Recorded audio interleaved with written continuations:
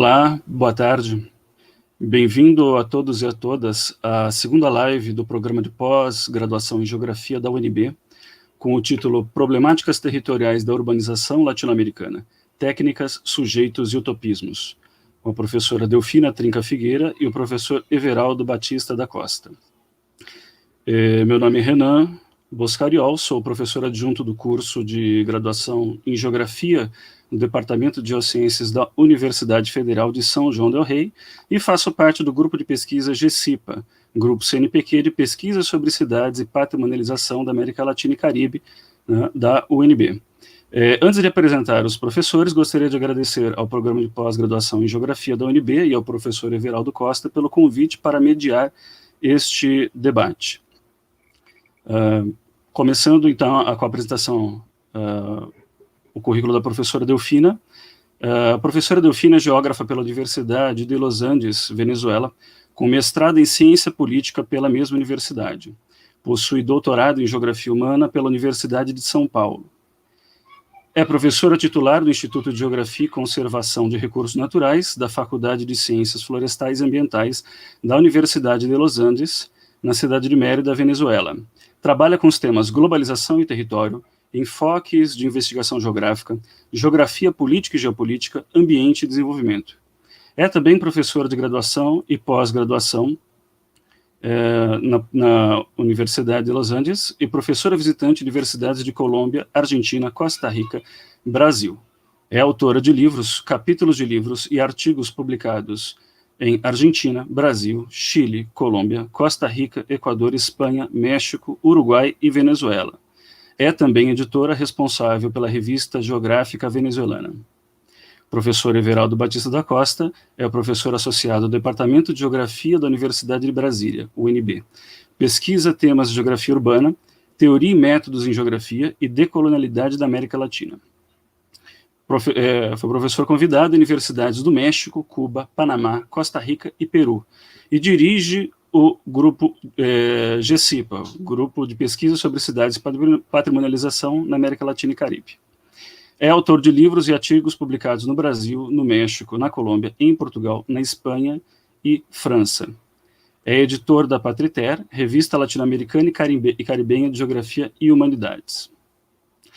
A respeito da dinâmica da mesa, cada professor terá 30 minutos de fala, cada um, e, ao final, as perguntas deixadas no YouTube serão direcionadas aos professores. Podemos começar com a professora Delfina, professor Everaldo.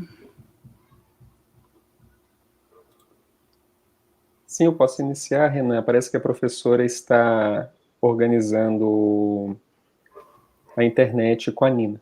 Bom, é uma alegria poder falar com vocês nesse final de tarde, né? Esse tema da mesa é um tema bastante abrangente, pensar problemáticas territoriais da urbanização na América Latina é o mundo, né, de problemáticas, né, obviamente, então nós vamos recortar a análise. Eu quero de antemão agradecer a presença da professora Delfina Trinca, da Universidade de Los Andes, com a qual vamos dividir a mesa. Era para ela iniciar, né, a sua discussão, só que infelizmente ela está acertando uma questão da internet junto com a equipe da organização. Bom, então eu pretendo falar um pouco desse contexto das problemáticas territoriais vinculadas à urbanização, mas antes eu quero fazer um preâmbulo, né, que corresponde a um olhar crítico sobre o estado atual da ciência, em especial na América Latina, né, e o Brasil, obviamente, no mundo do presente. Por um lado, nós temos que reconhecer que a ciência moderna ela efetuou muitos progressos, né? Mas para isso, para alcançar os ditos progressos, ela foi dividida ou subdividida em áreas ou campos do saber, né? Com suas metodologias próprias, cada ciência, um sistema conceitual específico, né? Na busca da construção ou identificação dos seus objetos. Nesse caminhar, se perde a unidade do saber, né? Ela é eficaz na produção de objetos técnicos ou de próteses sobre o território, por exemplo, pensando as engenharias, etc. Mas ela não fornece uma visão de conjunto, as ciências não fornecem uma visão de conjunto sobre a existência humana e o destino da sociedade. E é nesse sentido que Russell, né, ele vai reclamar, ele vai discutir no início do século XX, junto com Heidegger, sobre a falta de unidade da ciência, do fracasso da ciência do ponto de vista da sua universalidade, na visão deles, da desorientação pautada no instrumentalismo técnico ou da técnica objetiva, vai reclamar também da capacidade científica de segmentar objetividade e subjetividade. Nesse sentido, nós perdemos a concepção do sujeito em nome da objetividade.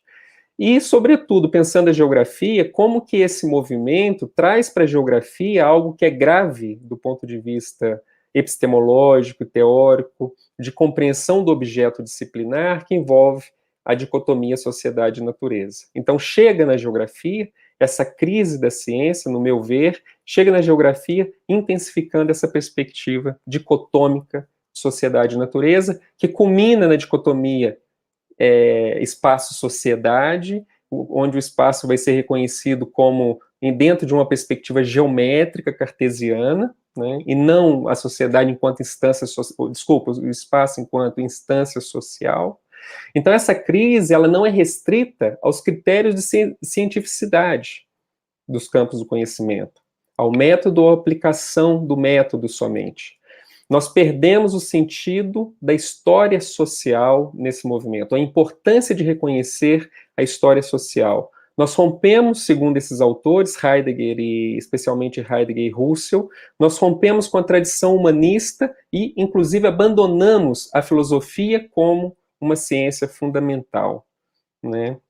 E aí perdemos o objetivo comum da ciência, que seria o de promover a formação vinculada à cidadania plena. Eu acho que essas questões são questões importantes de serem reconhecidas, inclusive no contexto da crise político-econômica que atravessamos na América Latina, com intensidades diferentes em cada país, em graus de conflitos variados, pensando Brasil, México, Venezuela, Cuba, Bolívia em especial, e como isso se reflete, essa crise, que é uma crise político-econômica, está emaranhada no contexto de outras crises vinculadas à ciência, à própria gestão do território. Então, por isso, compreender e confrontar os resultados urbanos e urbanísticos latinos da globalização, nesse modo de produção capitalista, que simultaneamente gera riqueza e pobreza, requer reflexão e a prática de um planejamento territorial que vai mais além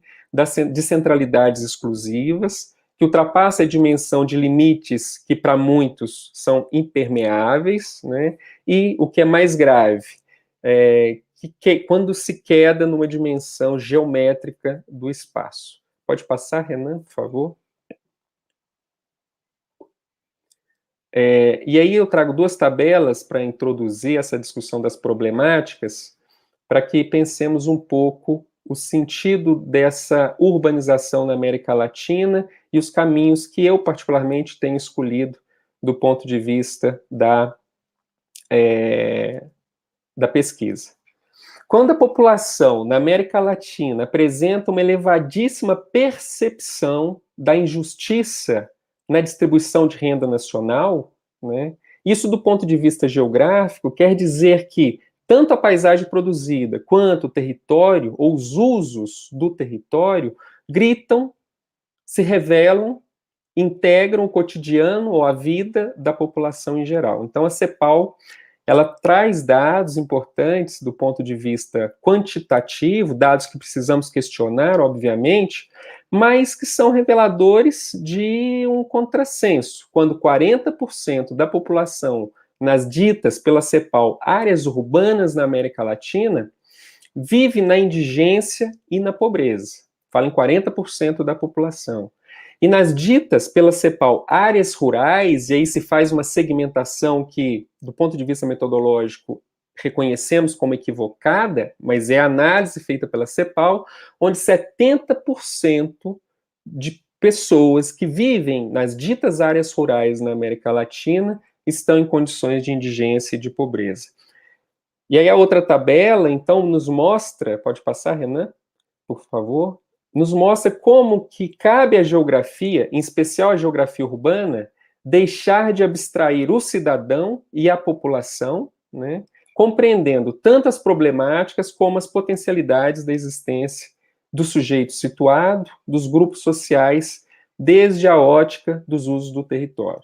Então, é fundamental entender que, se eu não busco construir uma dinâmica analítica que envolva, que interprete usos e apropriações do território, a lógica da produção de paisagens, de fato, é impossível, do ponto de vista geográfico, entender a própria história passada presente, tanto do território quanto da paisagem produzida. Pode passar, Renan, por favor? Então, as problemáticas, e aí eu estou fazendo um preâmbulo um pouco mais teórico para chegar no centro da discussão da pesquisa que eu concluí agora em janeiro desse 2020. Bom, sobre problemáticas territoriais urbanas da América Latina. Então, essas problemáticas da urbanização no continente exigem assumirmos que passamos ou atravessamos uma crise enquanto um contínuo de desigualdade que é original e originada de um condicionamento do território, de um condicionamento moderno do território, a qual segue produzindo paisagens de conteúdo dramático em nossas cidades-campo, né? E estabelece forças políticas que são justificadas pelo poderio das famílias, dos grupos agrário-industriais e dos grupos religiosos. Isso há mais de 5 séculos. Então, pensar que famílias, os grupos agrários industriais e os grupos religiosos constituem uma tríade que, historicamente, tem estimulado, favorecido, né, o estabelecimento das contradições reveladas pelo território e nas suas dinâmicas de uso. Pode passar, Renan, por favor? Nesse sentido, eu digo que é notória a simultaneidade dialética para esse olhar dessa problemática territorial urbana na América Latina. Eu trago 3 elementos para pensarmos de forma simultânea. Primeiro, o que quer dizer ou o que significa a apropriação egoísta da riqueza contida ou produzida nos territórios latino-americanos. Primeiro. Segundo, pensar nesse contexto a transtemporal e transescalar resistência dos grupos subalternizados na dinâmica do trabalho, que se reflete tanto nos assentamentos como nos modos de vida urbano-rurais de indígenas, negros e mestiços na América Latina. E, por fim, pensar que a segregação urbana, que decorre de usos desiguais do território e da atuação conjunta de uma tecnosfera e de uma psicosfera, como coloca Milton Santos, envolve ou demanda análises, né, que envolvem a produção tecnificada do território e, ao mesmo tempo, simultaneamente, compreender o imaginário que atribui conteúdos a estes territórios. E se pensamos o Brasil do presente, por exemplo, a questão das queimadas no Pantanal e na Amazônia,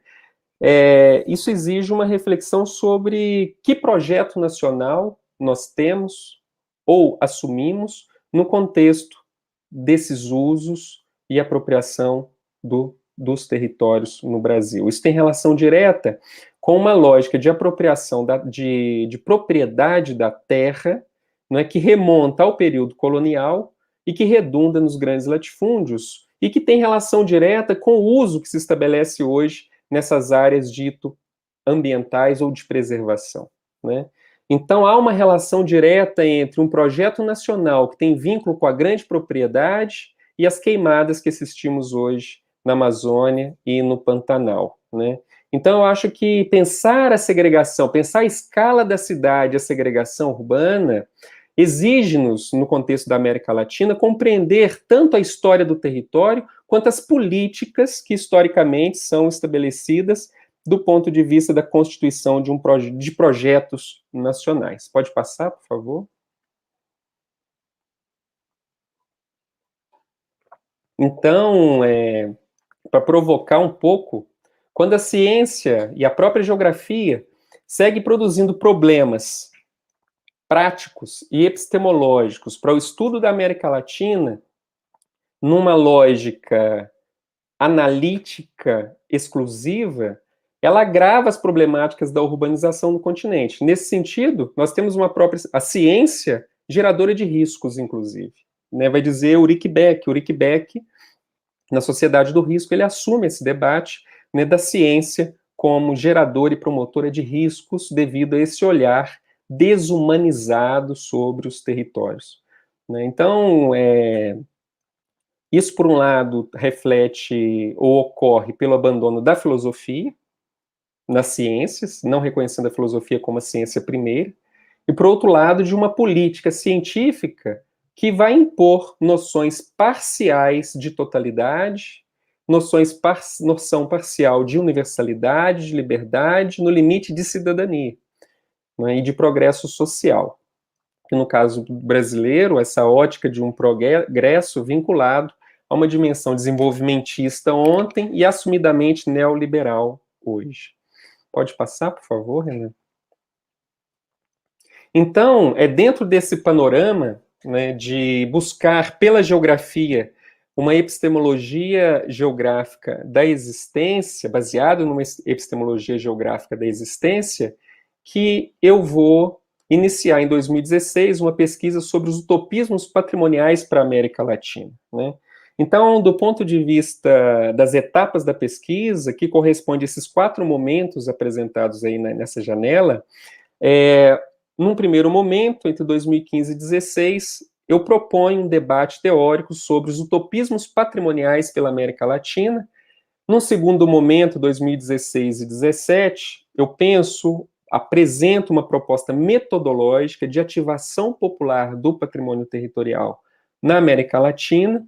Num terceiro momento, de posse da teoria e da metodologia, eu desenvolvo um trabalho de campo, né, que na verdade durou até janeiro deste ano, para pensar riscos potenciais de preservação patrimonial na América Latina e, ao mesmo tempo, fazer a revisão da teoria e dos conceitos discutidos na primeira etapa da pesquisa.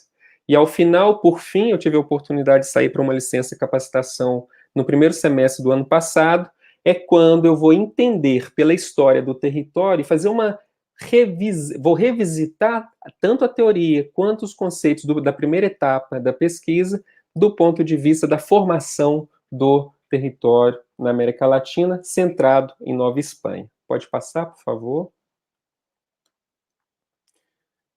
E esse sistema de conceitos derivados do conceito de território, ou seja, esse sistema de conceitos que eu apresento deriva do próprio conceito de território, que é produzido, apresentado pela geografia, especialmente a partir de Milton Santos, Maria Adélia de Souza, Maria Laura Silveira, em diálogo com o debate decolonial latino-americano. Então, eu trago esses conceitos derivados dessas duas correntes, em especial, para pensar alternativas, né, inclusive de políticas populares nos territórios segmentados ou segregados na América Latina. Então, dentro desse panorama que vou propor em 2016, os utopismos patrimoniais, que vão revelar desde dentro, ou seja, com os sujeitos, suas normas, seus projetos, a memória dos empobrecidos, e não dos pobres, mas dos empobrecidos, dos subalternizados na América Latina, né, com base na história do território, dada em fatos concretos. Então, os utopismos patrimoniais, eles estão baseados em uma epistemologia que é situada. Eles assimilam e questionam o território usado pela ótica do Estado-mercado e propõem a execução de práticas político-culturais que são transgressoras desde os sítios periferizados. Então, esse patrimônio territorial, enquanto um conceito, enquanto um fato, é uma estratégia que pode ser assumida pelos movimentos sociais, pelas associações de bairro, por intelectuais e artistas para promover a transformação dos lugares, né? Então, esse utopismo, ele situa uma teoria endógena, e aí as teorias que vêm da geografia renovada, da geografia crítica e da geografia humanista, e qualifica, e visa qualificar o território a partir do sujeito, que eu chamo do sujeito em situação espacial duradoura. Então, essa ótica de território que eu vou propor é dialetizante ou dialetiza vulnerabilidades e potencialidades do ponto de vista da existência nos territórios, né? Então, ao invés de estimular o imaginário acadêmico e coletivo, que cada vez mais marginaliza ou segrega, né, as periferias, ditas periferias do continente, promove uma legitimação do saber e uma comunicação direta, sujeito, espaço, sujeito. Então, é um esforço feito a partir da geografia renovada, que culmina nos anos 2000, numa proposta que advém de Milton Santos, de uma epistemologia geográfica da existência, em diálogo com o debate decolonial, né, do ponto de vista teórico, e com essa bagagem eu vou a campo. Pode passar, por favor? Eu vou a campo para fazer a interpretação dessas problemáticas territoriais da urbanização no continente. E eu parto de uma pergunta. A pergunta que eu parti naquele momento foi como problematizar, compreender e solucionar problemas territoriais urbanos na América Latina sem aproximar do sujeito ativo no cotidiano que busca sua experiência real e a imaginação que carrega relativa às políticas de uso do território. Ou seja, o trabalho de campo, a análise concreta, empírico-concreta, foi fundamental para revisitar as duas propostas conceituais, considerando que o radicalismo centrado na crítica do Estado, o radicalismo centrado na crítica do planejamento estratégico, parece perder de vista as conexões inerentes à vida cotidiana genuína, ativa e imaginada, que é o que também me preocupa. Então, esse quadro síntese dessa ampla pesquisa apresenta algumas problemáticas da urbanização em forma de riscos gerados no contexto da urbanização e potenciais de preservação patrimonial simultaneamente no contexto dessas cidades-campo na América Latina. Então, nessa dimensão, eu ainda pergunto como enfrentar riscos e vulnerabilidades estruturais, como ativar potenciais de preservação patrimonial num panorama sociodemográfico de 600 milhões de pessoas na América Latina, dos quais quase 50%, em torno de 280 milhões, vivem na miséria e na pobreza, todos residindo em territórios segregados na América Latina. Então, desse quadro, que é síntese de uma larga pesquisa de campo e reflexão, se pode sugerir políticas territoriais que possibilitem mitigar riscos pela ativação de potenciais de preservação patrimonial, né? O que vai, inclusive, trazer uma dimensão do conteúdo e das resultantes dos usos históricos simultâneos do território. Então, é um esforço, na verdade, que eu faço pela história do território, pela compreensão dos usos do território, dos conflitos gerados no território, é um esforço de totalização a partir do sujeito em situação espacial duradoura. Esse sujeito em situação espacial duradoura, ou os grupos sociais que duram nesses territórios na América Latina, em territórios segregados, advém de um movimento histórico de resistência e de luta, com políticas próprias endógenas que possibilitaram, ao longo de 500 anos, a sua duração. Pode passar, por favor? Então, eu quero aproximar do final da minha fala, dizendo que a generalização da crítica abstrata à urbanização na América Latina opaca a complexidade que envolve o fato cidade. A cidade é um complexo, é um caldeirão que envolve, enquanto fato, é um caldeirão complexo de ações de objetos técnicos, né, de ações políticas que se dão em níveis e escalas muito distintas. para que uma crítica conduza a um olhar único, a um pensamento único sobre as cidades. Então, o esforço que eu faço a partir do conceito de patrimônio territorial é, inclusive, por exemplo, o de pensar que a dimensão que o debate sobre a questão urbano-rural, que se dá de forma fragmentada, segmentada, pode ser revista pelo próprio patrimônio territorial.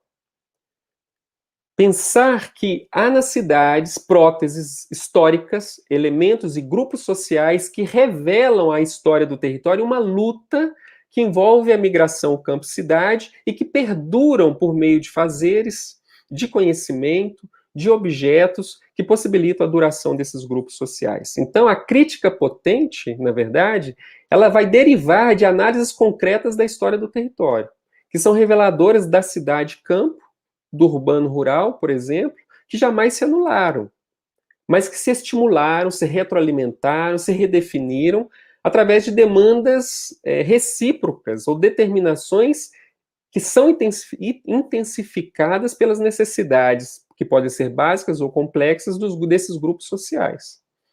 Né? Então, as generalizações teóricas caem ainda na ideia de uma era urbana absoluta, que outra vez opaca fenômenos como o urbano-rural, a metropolização, a ação das interescalaridades e mesmo as localidades complexas. Então, eu quero chamar a atenção, na verdade, para a necessidade de se lançar um olhar para o território, não dentro ou com uma lupa ou com uma restrição do ponto de vista metodológico, ou usando ou trabalhando o método numa ótica de camisa de força, onde nós não podemos seguir caminhos que são caminhos alternativos de análise, mas fundamentados rigorosamente em uma perspectiva que nos aponte caminhos alternativos para a existência dos sujeitos situados. Pode passar, por favor?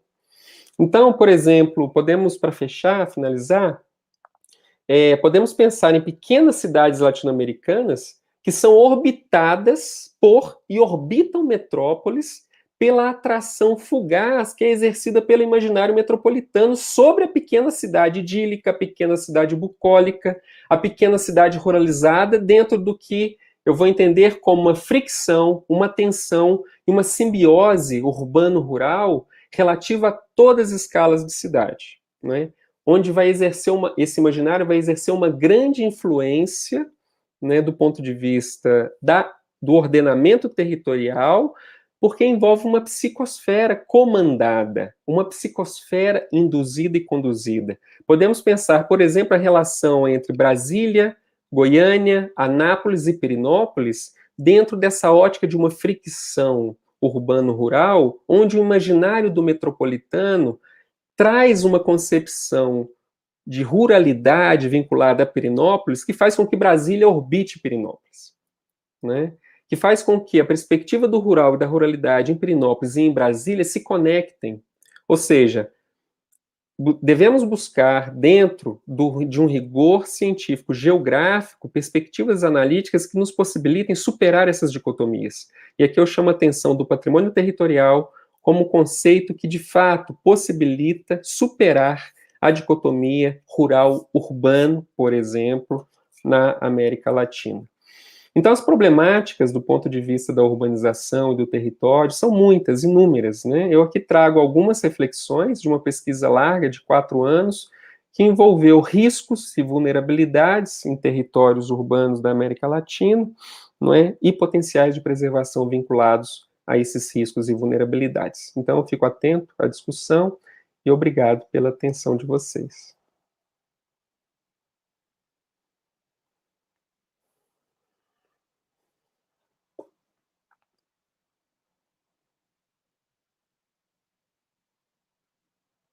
Não escutamos, Renan.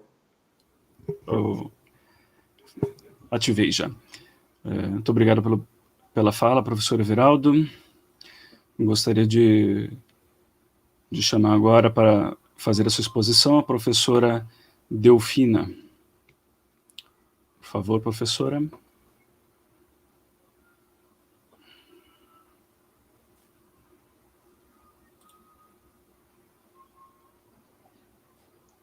Vocês me escutam?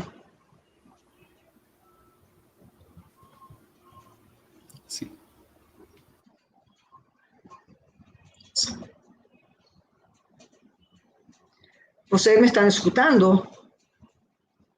Sim? Sim, ouvimos. Ah, tá bom. Sim, ouvimos. Tá tudo bem, então. Acho que melhorou um pouco a conexão aqui no meu computador. Mas vou deixar por qualquer coisa, vou deixar o telefone também ligado.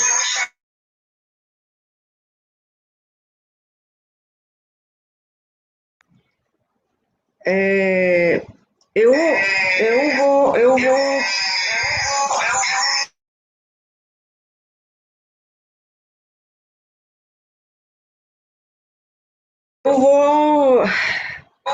vou falar espanhol. Me disculpa, mi vida. Este negocio da internet es una cosa doida. Un momento. Disculpen todos, por favor. Me disculpen. Bueno, ¿me escuchan? ¿Ven? Ok. Bueno. En primer lugar, voy a hablar en español. Voy a tratar de hacerlo de lo más lento posible para que no haya problemas de interpretaciones con las cosas que voy a señalar. Yo tengo en primer lugar que agradecerle al profesor doctor Everaldo por su gentil invitación para compartir con él esta mesa en la cual vamos a colocar algunos asuntos, digamos, que consideramos, él por su lado y yo por el mío, de interés para generar algunas reflexiones en relación a las cosas que nos están pasando hoy en día en el mundo. No solamente me refiero, estoy pensando en la pandemia, que de por sí esto es un hecho que nos ha trastocado absolutamente a todos, unos más, otros menos, pero creo que no hay alguien en el planeta, por lo menos los que vivimos en las ciudades, que no hayamos sido tocados por este bendito virus que tiene que ver con el mundo de la naturaleza y que nos recuerda, creo yo, a todas luces que nosotros somos una especie más en el concierto de especies que estamos en este planeta. No estamos ni por encima ni por debajo, ni somos más ni somos menos. Somos simplemente una especie más que estamos compartiendo este planeta y que en consecuencia nosotros deberíamos, por el hecho de ser seres racionales, no deberíamos asumir de manera pretenciosa, desde mi punto de vista, que nosotros tenemos la posibilidad de controlar a la naturaleza. Y yo creo que la naturaleza de vez en cuando nos recuerda que eso solamente queda en la pretensión, más nada. Yo, si bien la mesa a la que me convidó Everaldo es una mesa que, digamos, tiene como temática central el tema, valga la redundancia, de la urbanización en América Latina y toda la discusión que él estuvo planteando, yo me permití hacer una especie de digresión que tiene que ver asociado, no tanto, insisto, con la pandemia, sino muy asociado con lo que está ocurriendo en el mundo en nuestros días, a los cuales se le suma la pandemia. A mí me parece que eso es bien importante, sobre todo porque en mi experiencia, en las pesquisas que yo he venido adelantando desde hace unos cuantos años, sobre todo en las relaciones, digamos, globalización, por decirle algo, y el territorio, no es que yo he descubierto cosas, muchísima pretensión de parte mía, sino que me he hecho eco de muchos autores que rescatan, entre otras cosas, la velocidad con la que se están dando los cambios en el mundo de hoy. Pero esa es una velocidad que está muy asociada, como lo digo yo en esa primera slide que está allí, con las revoluciones tecnológicas que ha conocido el ser humano, porque a mí me parece que es bien importante que desde la geografía, desde nuestra ciencia, nosotros no dejemos de lado los impactos que puede tener ese elemento central de nuestro tiempo, como es la velocidad con la que se están dando los cambios, y cómo nosotros frente a ese hecho asumimos o nos aproximamos a la realidad que nos toca a los geógrafos trabajar.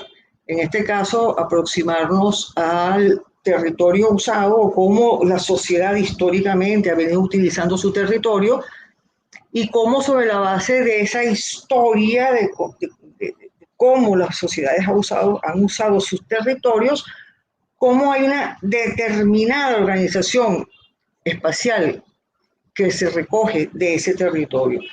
Y cómo en ese sentido las tecnologías han influido en las modificaciones o las alteraciones que ha podido tener, no muchas veces visibles, porque aquí tendríamos que acordarnos nosotros inclusive de algunos conceptos del profesor Milton, como ya Everaldo lo mencionó en varias oportunidades, cuando él, por ejemplo, hablaba de los fixos y de los flujos. Evidentemente, lo que es la parte visible, la parte material de esa organización del espacio, es evidente que esa no se mueve a la misma velocidad que se pueden mover los flujos. Pero evidentemente eso no quiere decir que no haya habido cambios. Por eso yo hago relación y hago referencia de que cada momento histórico ha tenido elementos y rasgos propios que definen a ese momento, y esos rasgos de alguna manera a través de un proceso que nosotros acá, por favor, ¿me puedes poner la próxima diapositiva? Ajá. ¿Cómo nosotros a través de ese proceso es ver a lo que llamamos modernidad, que es lo que está señalado allí de manera muy, muy grosera y muy rápida, cómo nosotros entonces tenemos que para cada modernidad tiene rasgos definitorios y cómo estos se materializan en el territorio, modificando vía uso la organización del espacio de ese territorio. Eso quiere decir que cada modernidad, cada época histórica tiene una correspondiente modernidad. Por eso se habla de modernidad en plural y no en singular. Es a través de ese proceso de la modernización es que los rasgos que definen a cada modernidad se bajan, cobran vida, se materializan en el territorio. En este caso, vamos a entender por el territorio la acepción política del espacio. Es decir, es ese pedazo de la superficie terrestre donde un grupo humano organizado social y políticamente toma posesión, lo aprehende y sobre él comienza a construir cosas en ese proceso permanente de interactuar con el medio en función de satisfacer necesidades básicas. En ese sentido se contextualizan las revoluciones que hemos conocido. Por favor, ¿me puedes colocar la próxima?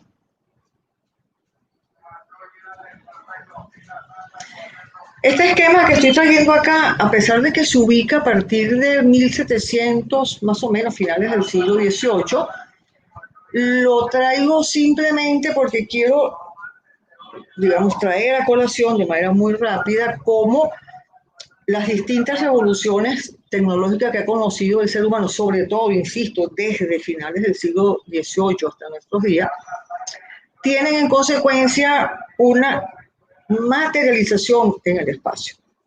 La tiene, sin ninguna duda. Si yo me voy, por ejemplo, a la primera revolución tecnológica, cuando ya comenzamos nosotros a hacer ahí, que se manifiesta en las hilanderías o en los talleres, en los telares en Inglaterra, cómo eso impacta de manera progresiva y cómo se incorporan esos nuevos elementos definidores de esta modernidad, cómo se incorporan en el espacio.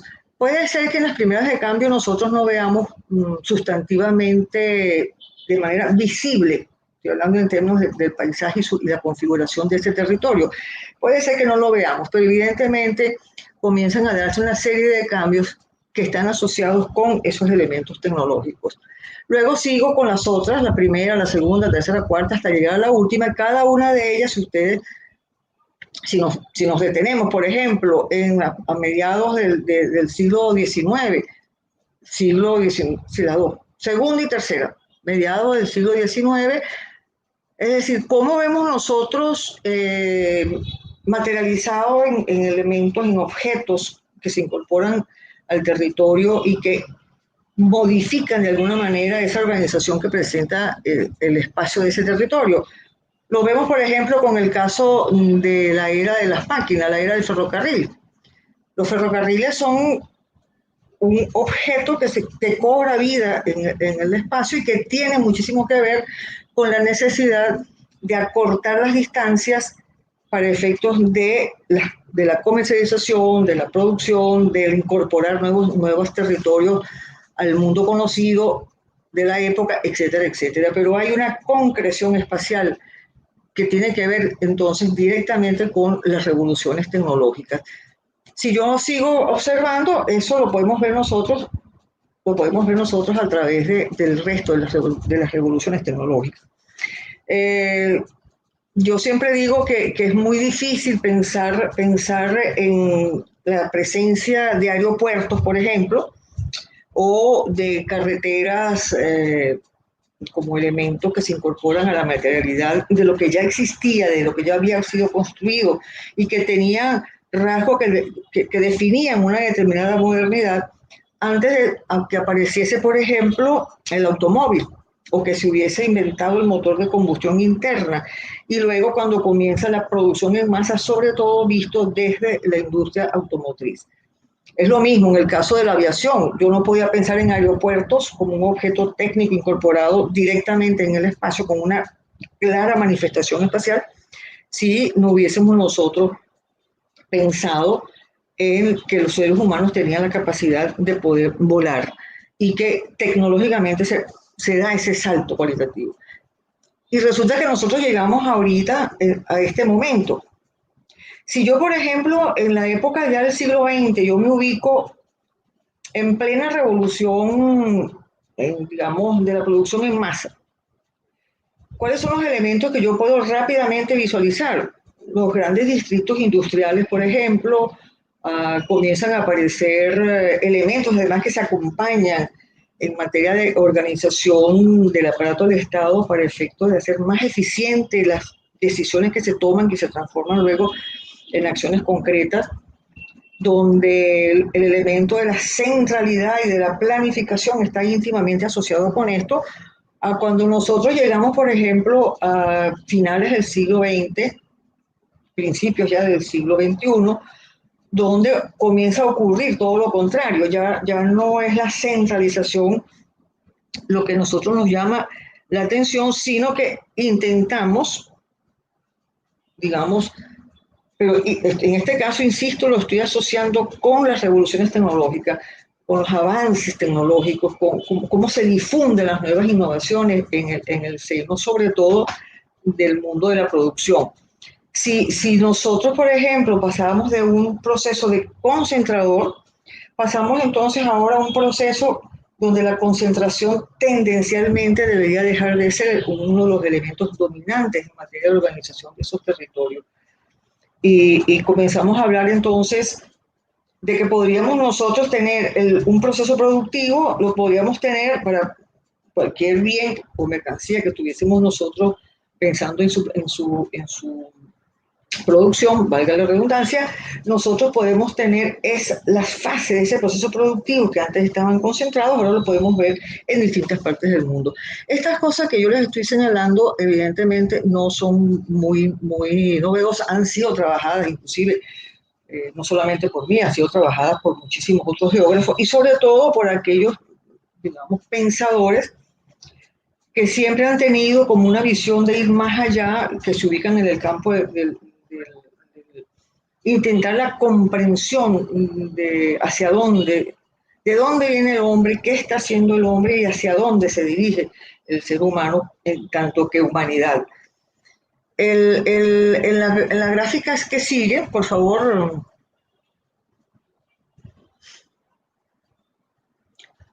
En la gráfica que sigue, a mí me gustó muchísimo. A mí este tema de cómo los seres humanos tenemos en la tecnología y en particular en todos aquellos procedimientos que hemos estado utilizando para hacer que nuestra vida y en ese proceso de interacción dialéctico entre nosotros como seres sociales y organizados sociales y políticamente, en ese proceso de interacción con nuestro entorno inmediato, nosotros siempre hemos tenido algunas cosas que nos permiten a nosotros facilitar esa relación. Allí es la idea un poco de la técnica como mediación y ese es un proceso que ha acompañado al ser humano desde sus inicios. Entonces, pero evidentemente la velocidad con la que se han ido incorporando esas innovaciones a los procesos productivos para que el hombre satisfaga sus necesidades primarias, evidentemente han cambiado.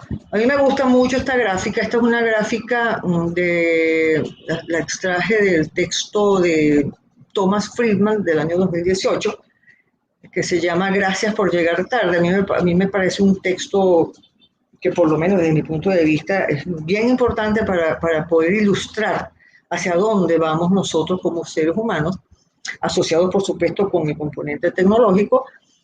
Y esa gráfica lo que muestra es simplemente que en este instante hay una ruptura entre la adaptación del ser humano a los cambios, ¿sí?, con relación a la velocidad con la que la tecnología avanza. Entonces, si nosotros vemos la curva, la primera curva que hace referencia, por favor, ¿podrías proyectarla en toda la tela?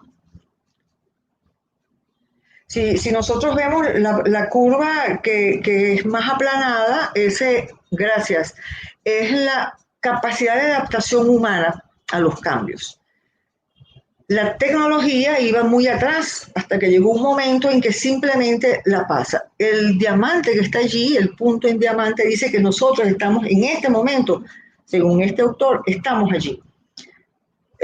¿Por qué traigo yo a colación esto? Lo que quiero significar con ello es que hasta dónde nosotros, en tanto que seres humanos, y más que como seres humanos, como geógrafos, que nos interesa estudiar esa realidad que tiene que ver con los resultados, con la forma como los seres humanos hemos interactuado con nuestro entorno inmediato y que en ese proceso hemos modificado, hemos construido, hemos hecho historia de nuestro territorio y lo vemos a través del uso que le damos a nuestro territorio.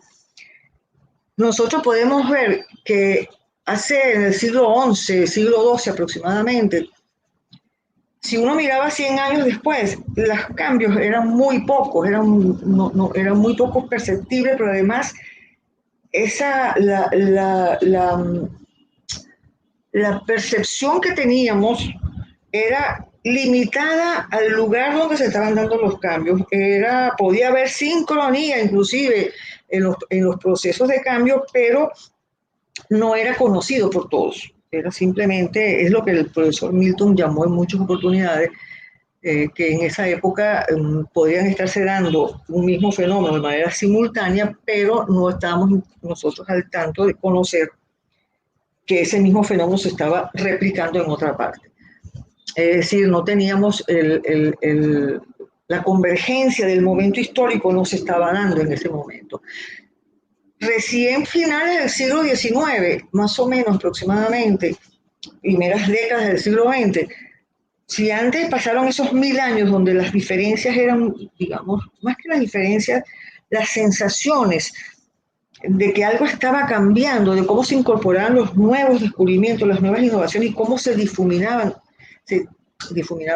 cómo se difundían a través del espacio, es evidente que la capacidad de adaptación que teníamos en tanto que seres humanos acompañaba sin mayores inconvenientes esos cambios. Lo que pasa es que a partir de los años 70 del siglo pasado, es muy probable que todos ustedes seguramente la conocen, la famosa ley de Moore, que simplemente señala de manera muy rápida es cómo la velocidad del cambio se da en el caso de los microchips. Moore es uno de los que trabajó en Intel y trabajó con los microchips del Intel, y simplemente esa ley lo que señala es que él daba que cada 2 años más o menos debía duplicarse la velocidad y la potencia de los microchips. Esa es una ley que más o menos tiene más de 50 años y hasta ahora evidentemente eso se ha mantenido de esta manera. En este momento de nosotros pasar de casi 100 años, primeras décadas del siglo XX, estábamos en unos 30 años aproximadamente para que las nuevas innovaciones fueran conocidas por el resto de los seres humanos. No, insisto, conocidas, no necesariamente todos tenían el mismo acceso a esas innovaciones. En este momento estamos hablando de que la velocidad con la que se dan esas manifestaciones de cambio ocurren entre 5 y 7 años. Entonces, evidentemente, ahí está el cruce, que está señalado en la gráfica que está allí. Simplemente la tecnología va muchísimo más rápido, como nunca antes en la historia, que la capacidad que tenemos nosotros como en tanto que seres vivos de adaptarnos a esa velocidad. Es decir, una gran diferencia en este momento en relación con momentos anteriores o con modernidades anteriores es que la velocidad del cambio no solo se acelera, sino que ahora se hace a escala global. Digamos, todo el planeta Tierra casi que de manera sincrónica, siendo visto, conociendo lo que está ocurriendo en todas partes del mundo. Insisto, esto no quiere decir en ningún momento que estemos hablando de situaciones homogéneas o de situaciones donde la idea de que el acceso a esas nuevas tecnologías sea igualitario, para nada. Uno de los elementos para mí bien claros de que estamos en un momento de cambio tan trascendente como lo fue en su momento la Revolución Francesa a finales del siglo XVIII, acompañando de alguna manera la misma revolución industrial, la primera revolución industrial, cuando se inaugura de alguna forma la era de las máquinas, es que las desigualdades, y sobre todo las desigualdades, no solamente el acceso a la tecnología, las desigualdades de todo tipo, sobre todo entre los seres humanos, se acentúan de una manera impresionante. Yo quisiera traer, seguramente, insisto, también ustedes a lo mejor conocen estas cosas también o mejor que yo. Recuerdo cuando en la gráfica anterior yo les hablaba de la instalación ya del motor a vapor, las pruebas con el motor a vapor en una de las hilanderías allá en Liverpool, en Inglaterra. Hubo situaciones en las cuales los obreros, las hilanderas, las personas que trabajaban con sus manos, digamos, hicieron huelga, porque comenzó a haber un proceso de pérdida de empleo de una manera muy importante. De hecho, hay registros que inclusive una de las máquinas estaban, digamos, desplazando por la rapidez con la cual comenzaba a darse el proceso, incremento de la productividad del trabajo sin ninguna duda. Ese proceso significó que quemasen públicamente parte de esos motores que estaban, digamos, quitando de sus trabajos. Una de las primeras huelgas obreras que se pueden encontrar en contra de una máquina que sustituye a la mano del hombre. Es decir, en todo momento de cambio, en todo periodo de cambio, existen situaciones donde se incrementan de manera sostenida las desigualdades por cierto tiempo. Unas cuantas décadas, eso es así. Y la historia te dice que eso es así. Pero no solamente tenemos eso, sino que ¿por qué nosotros, insisto, no pensemos tanto en la pandemia que nos está atormentando a todos los seres humanos en estos momentos? Vamos a pensar un poco antes de la pandemia. Yo creo que en un país más o en otros menos, es decir, porque no podemos pasar tabula rasa para todo el mundo de igual manera, no se puede, es imposible hacerlo. Yo creo que insisto, unos más, otros menos, todos hemos visto cómo se han exacerbado situaciones extremas en relación a lo que uno puede entender al acceso al poder por parte de algunas personas o de algunos personajes, darle algún calificativo, que hasta hace 20 años atrás, 10 años atrás, uno ni siquiera sabía políticamente de su existencia. O la emergencia de partidos políticos que evidentemente no tenían una proyección ni una proyección popular, ni un arraigo popular, y resulta que esos partidos políticos lanzan un candidato a la presidencia y ganan la presidencia. Pero además, acompañando a esto, tienen también cómo los procesos, estoy hablando de la cuestión de las desigualdades, cómo las actitudes donde los seres humanos tendemos a quedarnos con lo conocido, porque nos da temor lo desconocido, es otro elemento que es muy importante en esta situación de cambio. Y si además de eso, la velocidad con la que se están dando los cambios, ese gráfico que les estoy poniendo allí, ¿qué consecuencias trae eso para los seres humanos? Evidentemente va a traer consecuencias en todos los planos, absolutamente en todos. En el plano educativo, insisto, no quiero que lo asociemos con la situación de la pandemia, que lo que ha hecho la pandemia es precipitar que en la mayoría de los países, en la mayoría de los contextos educativos, esto mismo que estamos haciendo es un claro ejemplo de lo que les estoy señalando, la famosa la educación a distancia. Eso puede ser, en el caso de nuestros países, eso puede ser una de las acciones de mayor desigualdad al acceso a la educación, cuando en la mayoría de nuestras constituciones está consagrado que el acceso a la educación es un derecho humano básico. Y resulta que no todo el mundo tiene un teléfono inteligente, no todo el mundo tiene la posibilidad de acceder a un computador, no todo el mundo, y es así. Pero la pandemia simplemente nos precipitó que nos enfrentemos a esa desigualdad en relación al acceso a la tecnología y cómo nosotros podemos, digamos, manejarlo con ese componente. Entonces, muchas veces los humanos nos quedamos con lo que conocemos, porque nos da temor. Tenemos actitudes en el plano político y cultural muchas veces de quedarnos somos conservadores, somos tradicionalistas y tendemos entonces a no estar de acuerdo con los cambios porque yo no sé para dónde voy con eso. Yo mejor me quedo con lo que conozco que meterme por un camino que yo no sé a dónde voy a terminar.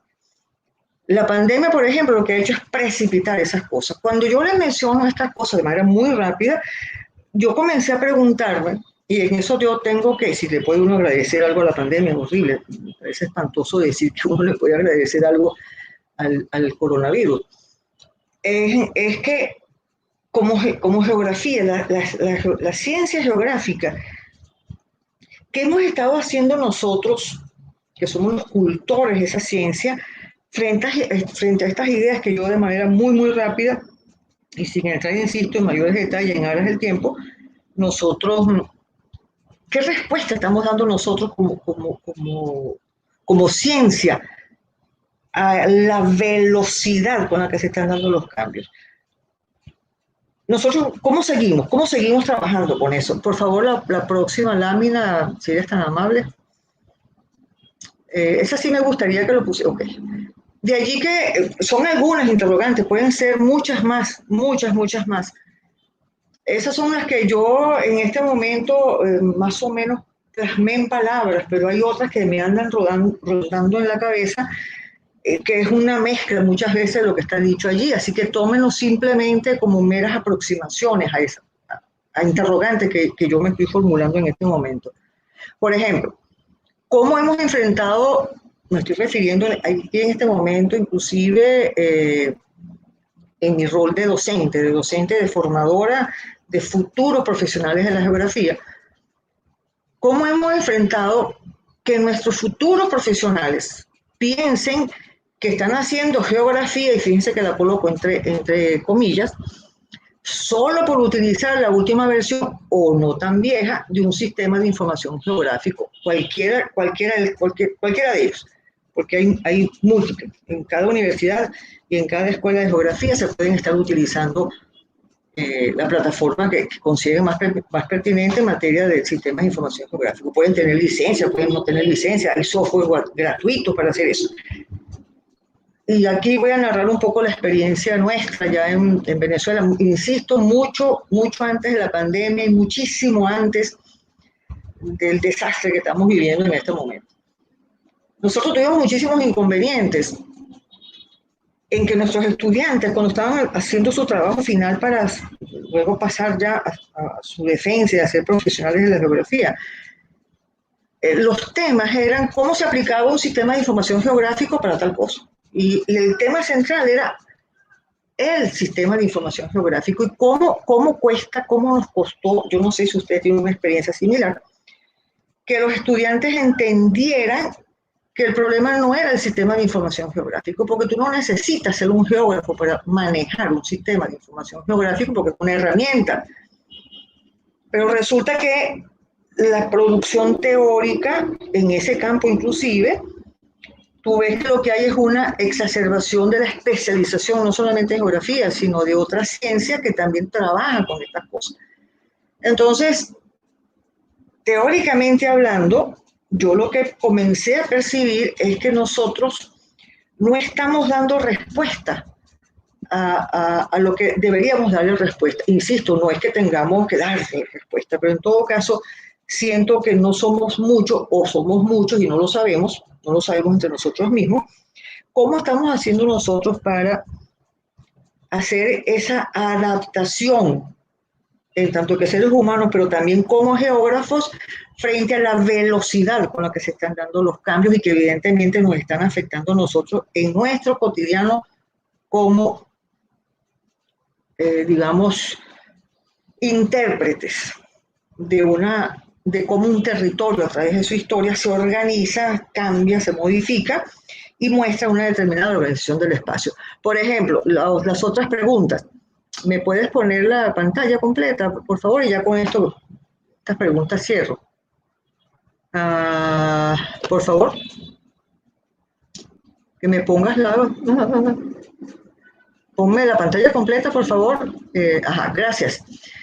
Otra, las voy a leer. ¿Cómo desde las categorías que nos identifican en el concierto de las ciencias hemos asumido los cambios, perceptibles o no, que se manifiestan en el espacio de nuestro tiempo? Fíjense bien cómo nosotros, partiendo del hecho de que los conceptos son históricos y que los conceptos en consecuencia de ser históricos cambian y se modifican, cómo nosotros seguimos utilizando nuestras categorías frente a este mundo tan cambiante y a la velocidad que yo les he hecho referencia. ¿Lo estamos haciendo? ¿No lo estamos haciendo? Es una cuestión de que son simples interrogantes, simples dudas, que lo que quiero es compartirlas con ustedes. ¿Cuáles objetos, por ejemplo, manteniendo muchas veces las mismas apariencias? Vamos a poner paisaje, podemos hablar inclusive de una determinada configuración territorial como un paisaje determinado, indicarían que ya todo el planeta está en sincronía tecnológicamente hablando. Fíjense bien. ¿Cómo hacemos eso? ¿Cómo nos pasamos que la tecnología me lo permite a mí de una escala 1:1 a una escala planetaria? Es decir, teniendo en el medio una revolución tecnológica, es decir, aparte de producir mapas online, aparte de producir cosas en tiempo real, que lo hacemos, pero teóricamente, epistemológicamente, nosotros estamos acompañando ese proceso tan vertiginoso y alucinante del cambio. Sería pertinente preguntarse si los cambios en el cotidiano de las personas tienen consecuencias espaciales. De ser así, ¿cuáles serían? Pensemos en el teletrabajo, pensemos en la teleeducación, pensemos hacia dónde vamos. Pensemos inclusive el trabajo que yo tengo ahorita, que tenemos nosotros en este momento, de aquí a 10 años, ¿será que efectivamente se necesitará para uno estar acompañando y optar inclusive a empleos muchísimo mejor remunerados que un egresado de una universidad?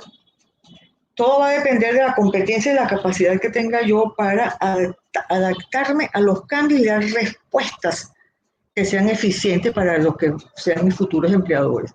No necesariamente tengo que ser inclusive un egresado universitario. Entonces, la pregunta que yo me hago frente a esto, si es que esos cambios en el cotidiano de todos nosotros tienen consecuencias espaciales y cuáles podrían ser esas consecuencias espaciales. si le soy sincera, yo en este momento todavía no tengo respuesta. Y la última, por favor, me faltó una. Gracias. ¿Hasta dónde su impacto, ¿no?, de los cambios inciden en la división espacial del trabajo y que nos obliga entonces a repensar nuestra disciplina? Yo les agradezco muchísimo la atención. Solamente quise compartir algunas inquietudes que tengo yo en este momento en relación a las revoluciones tecnológicas y en particular con la de este momento, y cómo nosotros como geógrafos estamos acompañando esos cambios en materia de producción, intelectualmente hablando, de teorías, de conocer, inclusive producción en términos epistemológicos, que nos sigan o que nos permitan a nosotros acompañar la velocidad de los cambios, en este caso en el campo de la ciencia geográfica. Muchísimas gracias.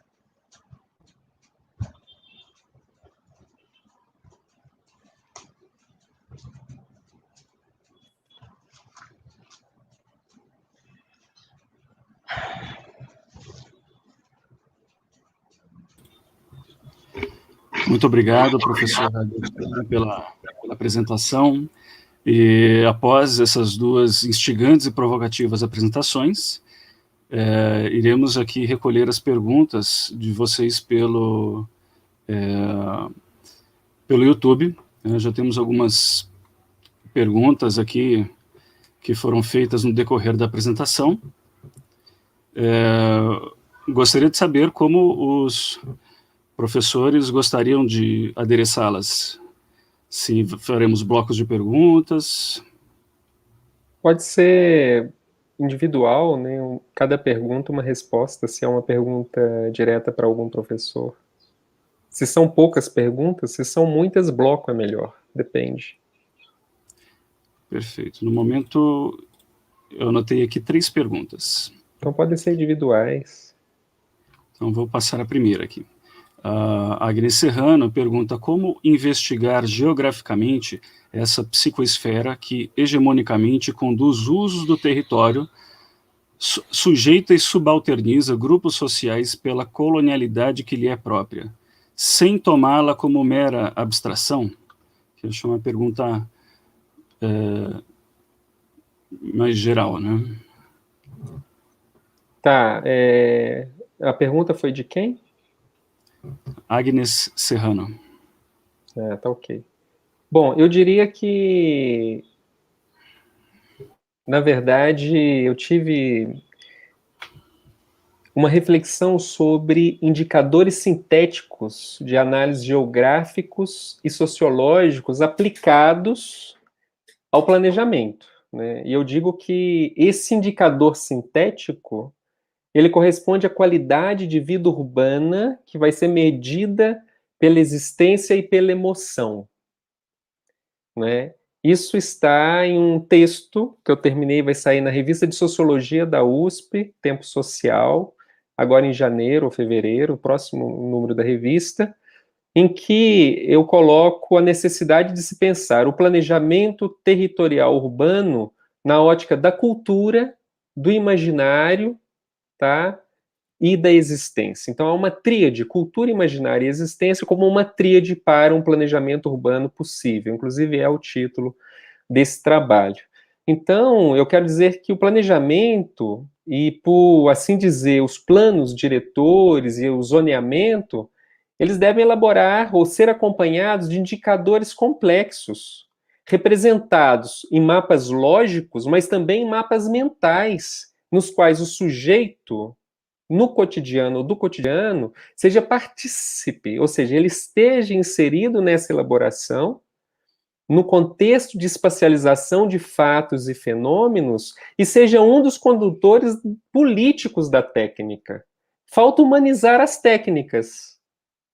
E falta trazer para a discussão do pensamento da cidade, do território na América Latina, dentro da complexidade que representam as nossas cidades, esses sujeitos, né?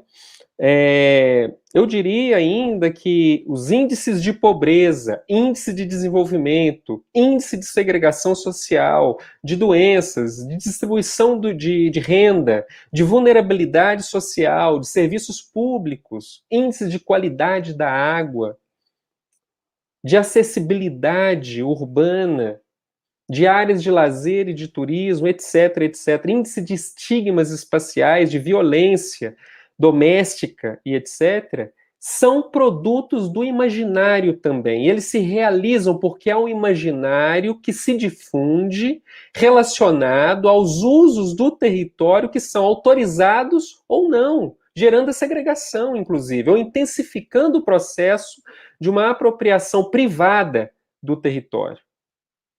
Então, praticamente se autoriza, por meio da difusão de imaginários sociais, imagens, representações da realidade que induzem, pela emoção, o uso do território. Então, essa é uma discussão que eu fiz inicialmente em 2011. Não é? A minha prova escrita num concurso da Universidade Federal de Minas Gerais, e que posteriormente ao concurso eu pedi a prova, minha prova escrita, e escrevi um texto a partir dessa prova escrita chamada Geografia Urbana Aplicada, né, envolvendo questões metodológicas, porque foi o tema da aula daquele concurso. E esse texto foi publicado nos anais do Simpurb de 2011, inclusive na UFMG. E eu recuperei essa discussão agora, pensando um planejamento urbano possível, trazendo o debate sociológico, antropológico e geográfico de cultura para pensar o planejamento territorial, de imaginário, existência e cultura.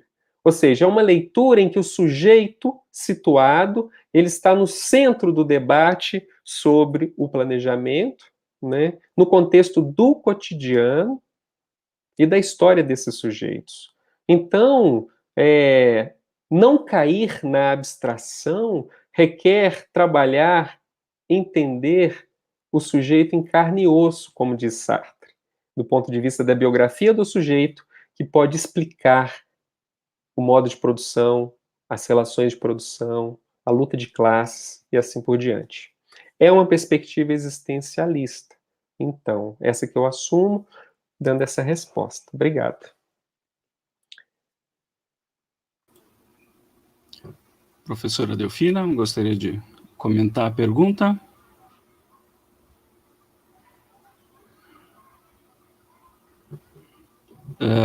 Nós estamos escutando. Que respondió o Everaldo. No, yo concordo con lo que él está falando. Bueno, deixa eu falar en español. Solo hice una reflexión mientras los estaba escuchando su respuesta, que el problema no radica solamente en la apropiación privada. Es decir, tú puedes tener inclusive una apropiación, digamos, pública por parte del Estado a través de una planificación, cuyos resultados no sean precisamente los que estamos pensando. Entonces, a mí me parece que a esa reflexión también habría que incluir no solamente lo privado, sino también los espacios públicos y cómo realmente, digamos, afectan el cotidiano de la gente, porque ahí estaríamos hablando entonces de un problema de liderazgo, ¿sí? De los que toman decisiones, de los que deciden inclusive en materia de planificación. Porque muchas veces, yo siempre he creído que a todos los seres humanos, unos más, otros menos, nos guían los mejores deseos de hacer las cosas bien, mucho más si tú eres político y ocupas un cargo por la vía, digamos, llegaste a ese cargo por la vía electoral, por la vía del voto popular. Entonces a mí me parece que esos líderes, lo que no hay en este momento, creo yo, es que la conexión, y eso puede estar asociado con todo lo que yo estuve señalando, la conexión en el que opta luego el cargo político con el que lo llevó a ese cargo se rompe. Hay un momento en que eso se quiebra y se rompe. Y la comunidad entonces, ¿cuál es la manera que tiene para hacer los reclamos frente al líder que tú votaste por él? Yo creo que eso tiene que ver inclusive con la misma condición humana. Yo creo que los liderazgos en este momento deben surgir y deberían, no es que no lo hayan hecho antes, pero en este momento, tal vez como nunca antes, nosotros debemos mirar al vecino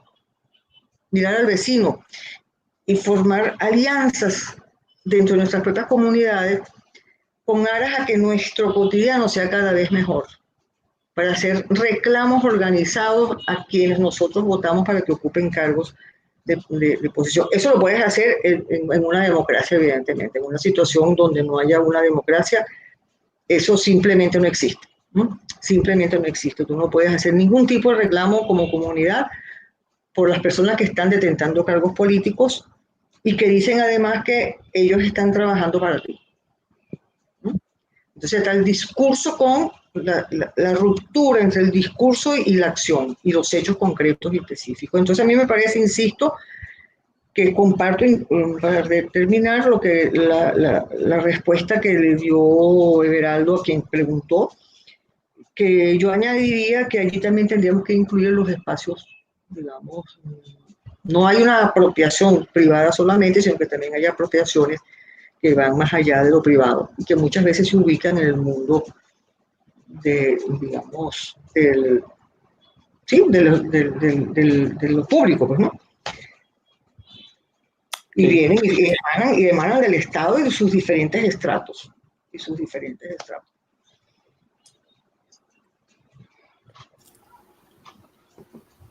Obrigado, professores. Vamos, antes de ir para a próxima pergunta, gostaria só de mencionar alguns comentários, né, a respeito da apresentação. Henrique Torres menciona, faz um comentário aqui, boa lembrança que a professora Delfina nos faz, não conseguimos dominar a natureza, precisamos aprender a termos humildade e generosidade de vivermos juntos como um ser coletivo. Professora Ilia Varado Ciso menciona, muy grato escuchar la reflexión de la colega venezolana, saludos desde México. Marinês Caetano de Castro diz, parabéns aos palestrantes, muito bom. E Lúcia Cristina Gama de Andrade, muito agradecida pela oportunidade de reflexão sobre os temas propostos e tão bem apresentados pelos professores. Próxima pergunta de Bernadette Castro. Quais as forças contra-hegemônicas que os territórios urbanos na América Latina apresentam hoje? Sim, é uma pergunta muito interessante. Obrigado pela pergunta, Bernadette. Eu diria que justo esse esforço de fazer uma leitura do território para além de uma perspectiva geométrica, ou entender o espaço geográfico enquanto uma instância social, entender o espaço geográfico como sistema de objetos, sistema de ações, como o espaço geográfico como as próprias sociedades no seu movimento, né, nos possibilita aterrissar por meio do território, aterrissar por meio da paisagem e alcançar, chegar no cotidiano. Então vai ser no cotidiano, vai ser na vivência, pelo vivido, de fato, que vai ser possível compreender ou aproximar dessa contra-hegemonia frente a uma racionalidade instrumental de domínio e controle público-privado, como disse a professora Delfina, do território, né? Então, diante de uma lógica do Estado-mercado que controla o território e a alma dos sujeitos, há sempre resistência e há sempre contra-hegemonia. Então, a própria professora Bernadette tem uma reflexão interessante sobre a questão do patrimônio negro na cidade de Rio Claro. Quando nós pensamos no caso de Rio Claro, né, São Paulo, interior de São Paulo, e esse patrimônio negro que perdura, que resiste num contexto, né, de um processo de tomada privado-pública do território em diferentes escalas ao longo de séculos em São Paulo, e você tem comunidades nos territórios urbanos rurais que seguem ao largo de 5 séculos existindo e perdurando, a duras penas, né? Então, aí esses grupos se estabelecem em movimentos populares, em movimentos de bairros, organizados politicamente, reivindicando seus direitos diante do poder público. E aí eu quero chamar a atenção, retomar a proposta do patrimônio territorial, e aí eu quero reforçar que é o patrimônio territorial redigido com hífen mesmo, né? Como o hífen ele tem um significado, ele tem uma relação direta com o chamado da história do território, né? E eu quero chamar algo que é muito presente nas cidades latino-americanas, em geral, que são os mercados tradicionais e a feira livre. Os mercados tradicionais, fazendo esse trabalho de campo pela América Latina, eu de fato fiquei muito impressionado com a força histórica e de memória e cultural dos mercados tradicionais nas cidades latino-americanas, pensando inclusive as metrópoles na América Latina. Cidade do México, o caso dos mercados em Cidade do México, em cidades maiores como Guadalajara, no México, ou cidades de porte menor no México, como Morelia ou outras cidades, né, trazem mercados tradicionais que são verdadeira Guanajuato, são mercados no Peru, enfim, em Cuba, são mercados que sintetizam essa simbiose rural-urbano que é histórica na nossa formação territorial latino-americana e não só latino-americana. Eu quero chamar a atenção dos mercados como essa representação de uma contra-hegemonia, porque os mercados tradicionais estão enfrentando um comércio e um serviço ao seu redor nas cidades que tendem a consumir a existência desses mercados. Então, são, inclusive, são representações de uma contra-hegemonia vinculada ao capital comercial, inclusive, na cidade, né, que os mercados vão representar. Poderia dar outros exemplos presentes na metrópole. Eu diria que a ruralidade e o rural metropolitano é uma síntese interessantíssima para se pensar uma contra-hegemonia em que o sujeito periferizado, ele carrega a festa tradicional do campo, ele carrega o modo de se alimentar do campo, ele carrega, né, a própria ruralidade para as maiores cidades da América Latina e vai reproduzir, fazer sua vida, o seu cotidiano, a partir desse saber, desse patrimônio territorial, que inclusive é o que possibilitou, na minha concepção, é justamente o que possibilitou ao largo de séculos a duração desses sujeitos. Essa contra-hegemonia é o que eu vou chamar também de representações de uma decolonialidade originária. Isso se dá pela arte também.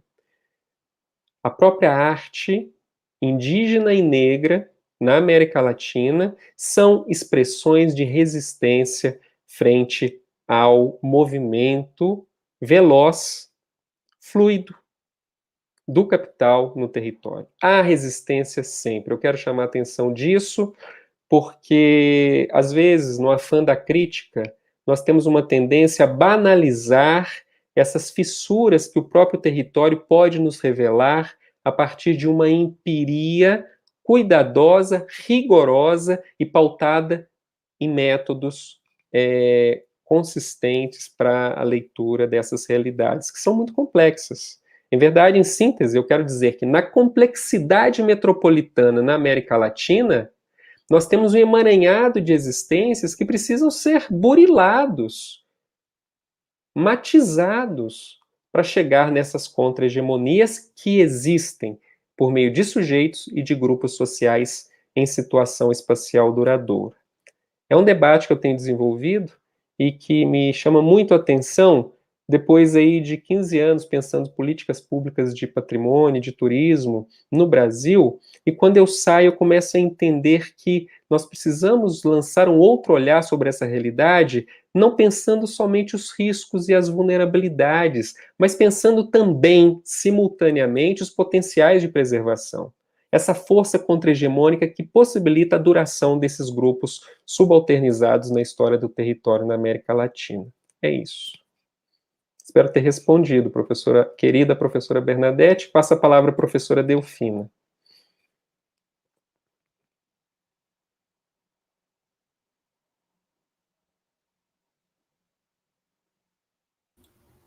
Professora, o som está desligado. O microfone está desligado. Espero ter respondido, professora querida, professora Bernadette. Passa a palavra. Obrigada. Eu não fiz nada. Foi sozinho que se fechó.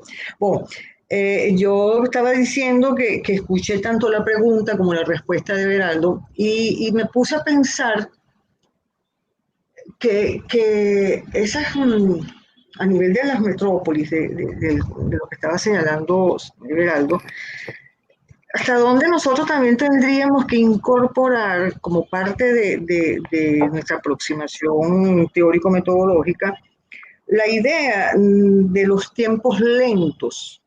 ¿Mm? Muito bem. Claro, que en eso creo yo el profesor Milton fue muy claro y muy preciso. Es decir, tú tienes una, sincrónicamente, y mucho más en una metrópoli, tú vas a encontrar los tiempos que están con esos cambios tan alucinantes como lo que yo estaba diciendo, y al lado tú vas a encontrar a unas personas que andan a un ritmo totalmente distinto e inclusive no necesariamente con postura o necesariamente con posturas anti-hegemónicas. Eso me parece que esa idea del tiempo, que es cómo podemos incorporar nosotros la noción del tiempo en nuestros análisis, que creo que es bien importante. Yo me estaba también recordando en relación a estas cosas que estabas tú señalando, y disculpen que voy a colocar un ejemplo, digamos, de Venezuela, que yo creo que hay algunas diferencias importantes, inclusive con el tratamiento hacia la población indígena por Brasil. Me corrigen si han habido cambios en ese sentido, porque tengo mucho tiempo ahorita que no voy a Brasil, con respecto a la venezolana. Creo que la Constitución de 1988, que creo que es la última Constitución de Brasil, me corrigen si estoy equivocada, de alguna manera está explícito que los territorios son propiedad de las comunidades indígenas. De hecho, hubo un enfrentamiento hace unos cuantos años muy serio en el límite fronterizo entre Venezuela y Brasil, en la zona de Roraima, lo que se conoce como en Villa Pacaraima, y del lado venezolano hay otra ciudad, otra localidad, pues no hablemos tanto en términos de la ciudad como tal, porque vinieron unas comunidades indígenas a reclamarle digamos, a la población blanca, a la población que había ocupado las tierras indígenas. Simplemente hubo un enfrentamiento muy serio que obligó en el momento a la presencia inclusive de los ministros vinculados a ese problema en el caso de Brasil. En el caso venezolano eso no está explícito. Es decir, se reconoce el derecho que tienen las comunidades indígenas al territorio, pero no se les reconoce la propiedad. Yo creo que ahí marca una diferencia bien importante. Frente a eso, por ejemplo, en este momento, ¿cómo quedarían las comunidades indígenas nuestras frente con la terrible situación que hay de explotación del oro en la zona sur de Venezuela?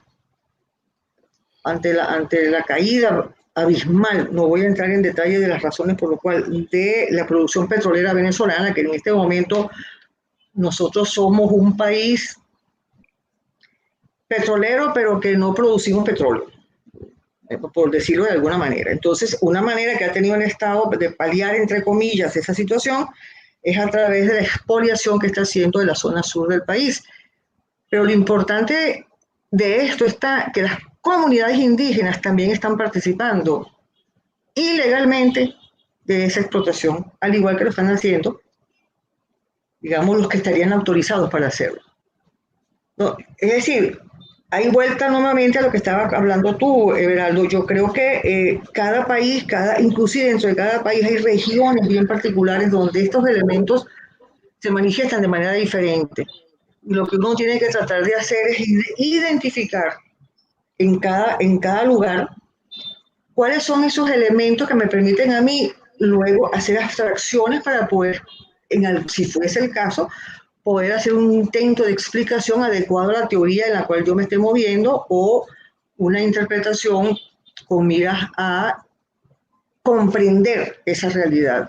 Y yo creo que entonces la geografía tiene elementos más que suficientes para nosotros poder dar ese paso. Y la idea de los tiempos, esto que te estoy señalando, es bien, bien importante. Cierro con el caso venezolano, en el sur del país. Estas comunidades indígenas, no solamente que tienen posiciones ilegales, pero hay otras comunidades indígenas que han tenido enfrentamientos muy, muy serios en defensa de su propia identidad cultural, ¿no? Frente a procesos bien marcados de aculturación que se están persiguiendo desde otros lados. Entonces tú tienes una amalgama de cosas que tú en este momento, y disculpen que insista tanto con esto, gracias a la tecnología, podemos nosotros en tiempo real estar al tanto y conocer de estas cosas inmediatamente en el mismo momento en que están ocurriendo. Antes no podíamos hacer eso.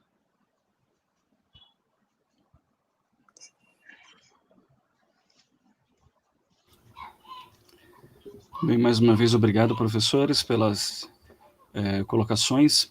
Temos mais uma pergunta, apenas, né? Do Henrique Torres. Até que ponto os elementos territoriais, como a escola, são capazes de influenciar o território?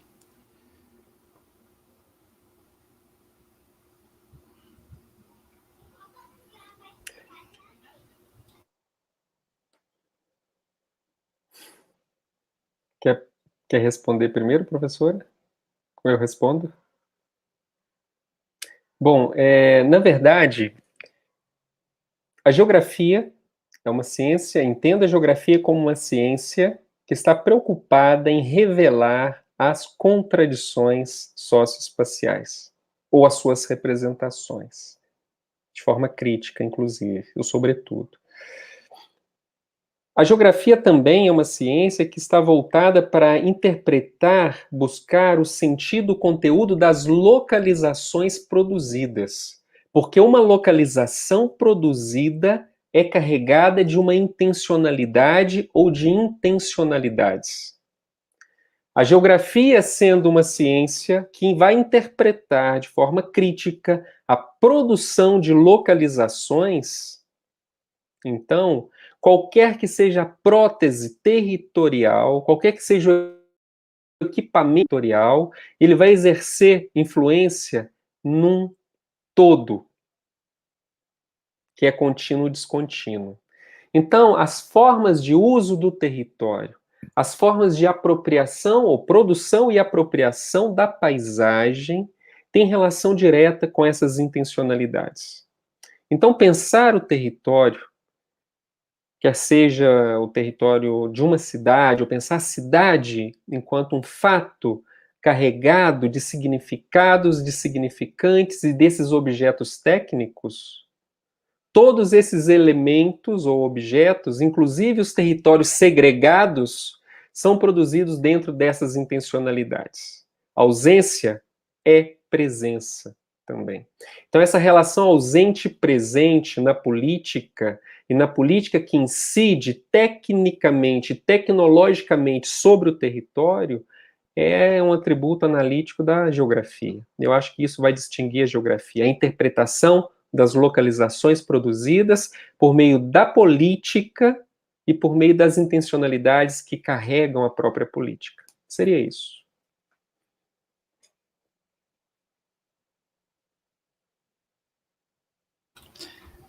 Professora, o microfone desligou de novo. É você. Eu?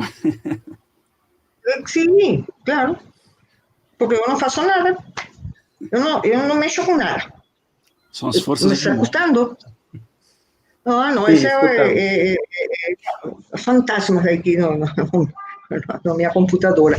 Olha, eu acho, para complementar a resposta que deu, acho muito acertada o Everaldo, eu fiquei pensando em duas coisas.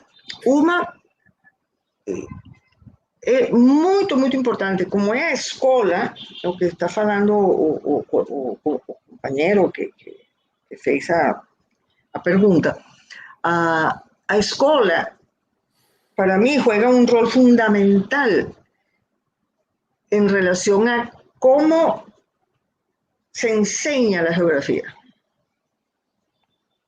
Es decir, cómo yo voy a aproximarme a ese territorio y cómo esa escuela puede impactar o influenciar el uso de ese territorio, depende de los niveles escolares en los que yo esté, pero si nosotros continuamos diciendo que la geografía, y yo lo digo porque me consta, desde la primaria, inclusive hasta los niveles universitarios, que la geografía es una repetición, yo no sé cómo, si en Brasil las cosas han cambiado, pero que la geografía se dedica es a memorizar nombres, montañas, ríos.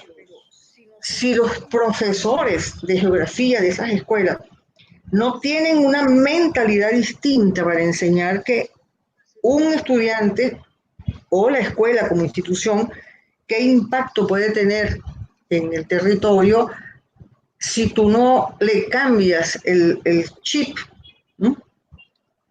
No le pones una memoria, un pendrive así a los que enseñan geografía para que a su vez se repliquen los estudiantes. Porque si no, yo no le veo digamos, el impacto que puede tener la escuela como tal. Si no hay un elemento bien importante, y eso pensando en el largo plazo, eso no es para de hoy a mañana.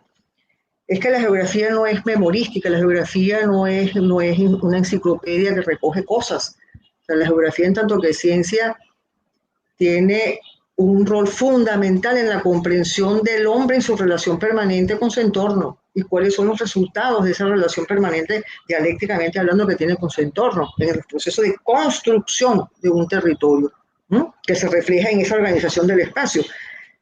Si tú no cambias esa cosa, ese chip, insisto, en quienes a su vez luego van a transmitir a sus estudiantes ese elemento, es muy complicado. Y otra cosa que yo creo que es bien importante, y eso creo que nos trasciende a la escuela, que yo lo mencioné muy al pasar en mi intervención, eso es un poco siguiendo la línea de pensamiento de Bruno Latour, cuando él, y que de hecho el profesor Milton inclusive retoma la concepción, parte de esa idea un poco, de decir que el espacio es un híbrido, o sea que no existen, digamos, objetos puros o conceptos puros, sino que lo que tenemos ahorita es realmente una situación híbrida. En ese proceso, los seres humanos, muchísimas veces, yo lo mencioné, insisto, muy al pasar, nos hemos colocado por fuera de la naturaleza. O sea, nosotros nos sentimos como que tomamos las decisiones, nosotros somos los que vamos a civilizar a la naturaleza. Un proceso que se dio aproximadamente hace más de 120 años, en los procesos de incorporar el mundo conocido, entre comillas, lo no conocido. En ese proceso había que civilizar a la naturaleza. En este momento la civilizamos, ¿y dónde estamos? Ahora andamos como locos viendo a ver cómo hacemos para nosotros salvar a la naturaleza, pero ¿de quién? De nosotros mismos. Entonces es una cosa muy paradójica. Entonces, nosotros como geografía, a través de las escuelas, ¿qué decimos frente a eso? Seguimos inculcándole a nuestros estudiantes que tú puedes hacer lo que tú quieres, ¿no? Que tienes la capacidad, porque la tecnología te lo permite, de tú hacer lo que tú quieres, de tomar decisiones como tú quieras, sin importarte lo que hay a tu alrededor. No. Allí entra todo lo que señalaba también Everaldo, creo yo, de una manera muy ilustrativa, a mi juicio, en centrar mucho la atención en el cotidiano y en el cotidiano de las comunidades en las cuales yo me muevo, para poder generar las reacciones que podamos nosotros hacer no solamente frente a la defensa de lo hegemónico o de los componentes que definen la hegemonía de la época, o lo que ustedes quieran, sino también para nosotros asumir un rol mucho más protagónico en tanto que base de una sociedad que se sustenta en las distintas comunidades que se localizan en los distintos lugares, para hablar de esas localizaciones producidas que tú estás diciendo. porque en esas localizaciones producidas hay gente que participa de esa localización producida, pues, ¿no? Ahí me acordé yo muchísimo de los conceptos del profesor Milton, y lo nombro mucho, evidentemente fue mi profesor, cuando él establecía la diferencia entre lo que es el espacio productivo, el espacio producido, pues tiene un elemento temporal allí que es muy, muy importante, y yo hice una especie de analogía cuando hablaba de las localizaciones producidas con lo que él hablaba del espacio producido. Eso es. Ok. Bom, agradeço mais uma vez pela exposição dos professores, e infelizmente, né, nós chegamos ao fim do nosso evento. Queria, então, agradecer à professora Delfina, em nome do Programa de Pós-Graduação em Geografia da UNB, pela excelente participação, né? Agradecer também ao professor Everaldo, né, pela colocação, pelos comentários que nós temos aqui no YouTube, né? Foi um debate muito bem visto, muito bem comemorado aqui pelos nossos ouvintes, né? E também agradeço a todos que ficaram com nós até o final assistindo este evento, né?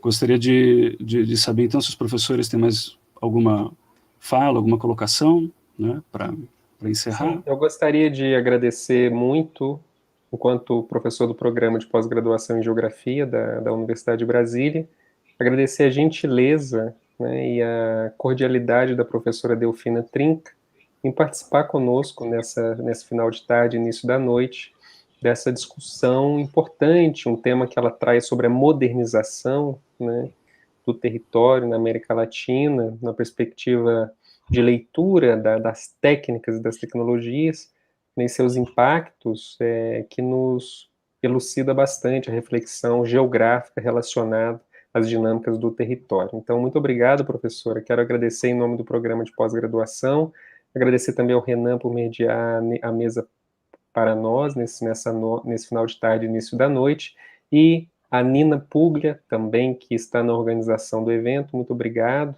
né, e a iniciativa do próprio coordenador do programa, professor Roberto Troncoso, né, em promover essas lives. Essa é a nossa segunda live do programa de pós-graduação, e seguiremos com outras nas quartas-feiras até o dia 9 de dezembro.